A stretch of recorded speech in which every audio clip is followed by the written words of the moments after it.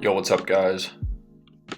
I'm going to do a quick video today just running through the trade I took today and what I'm also looking at for the rest of the week. So first and foremost, let's just run through the market news for the rest of the week. We actually do have a decent amount of important news. So tomorrow we have PMI, which typically doesn't give the biggest move or reaction, but what we do like about it is it's at 9:45 Eastern, so that will actually be during market hours, so you will see an intraday move there. Going into Thursday, we do have the fourth quarter GDP. That is pre-market, along with the job numbers. That is also pre-market, but with the rest of the day, actually now that I look at it, majority other than new home sales is all pre-market, so you might see a gap up or down on SPY and Qs just based on that information Thursday morning. And then going into Friday, we have the PCE index. I was telling the Discord this morning, PCE is really what the Fed bases inflation off of. Us as retail traders, we like the CPI and the PMI. The Fed is really looking at the PCE, so that's all they're really worried about. So we do need to pay attention to that just going into the end of the week. But going forward from there, I'm going to show you guys the exact trades I took today and why I took the trades I took. So both the trades I took today were on Apple. Now, here we're on the hour chart. You can see Apple has been obviously strong, but so has the S&P, the SPY, same hourly chart. Then the same with QQQ. There we go.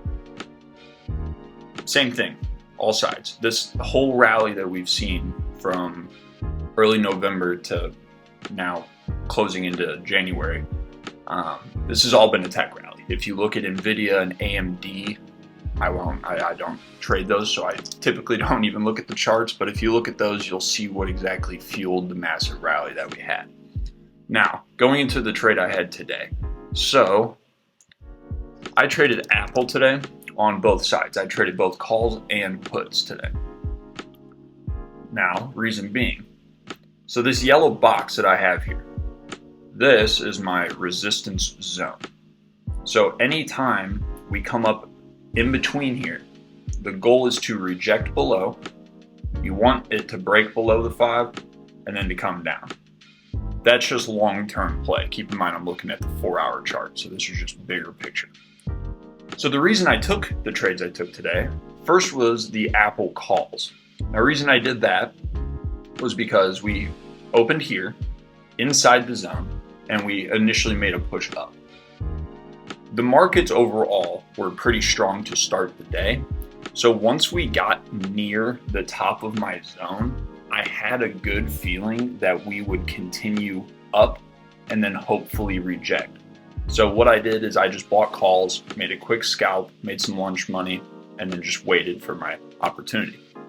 Now the biggest play I took was right here. I played the puts.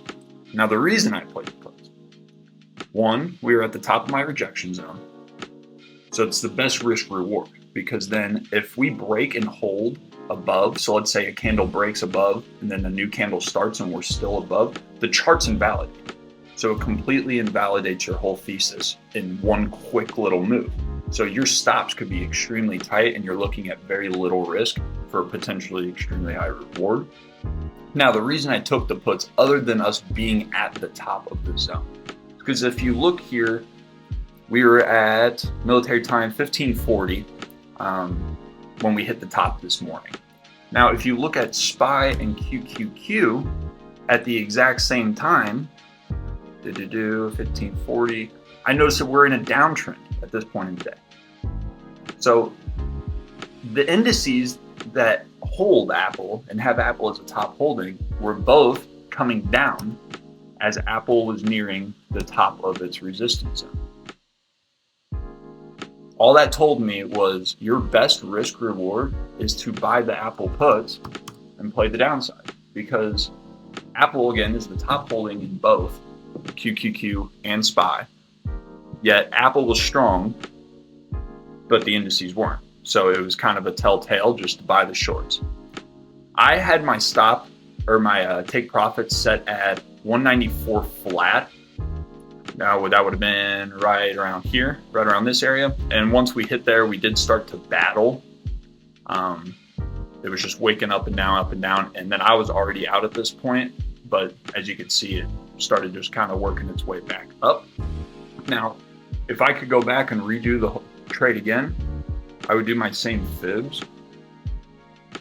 And instead of setting my take profit at 194 flat, I realistically should have looked for this 193 area.